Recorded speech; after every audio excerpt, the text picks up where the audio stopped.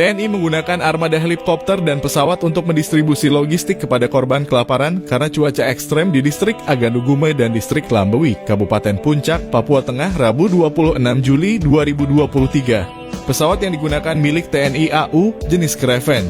Dandim 1717 per Puncak Letkol INF Jonathan Nidio Aprimanda mengatakan logistik diberangkatkan melalui Bandara Timika menuju Bandara Sinak Puncak berjalan dengan lancar.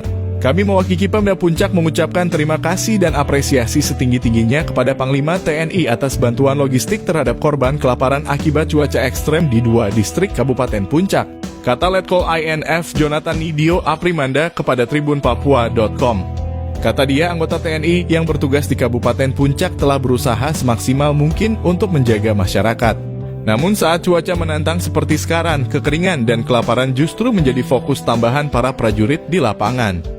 Apa yang kita lakukan hari ini merupakan wujud kepedulian TNI dan Kemensos. Kami akan mengawal ketat selama proses pendistribusian logistik bisa tepat sasaran, ungkapnya.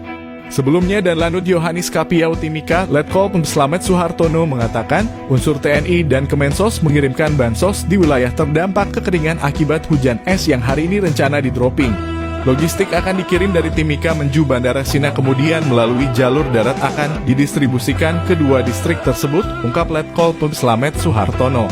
Ia mengatakan total pengiriman logistik baik dari Panglima TNI dan Kemenso lebih dari 80 ton terdiri dari bahan makanan, selimut, pakaian, dan terpal.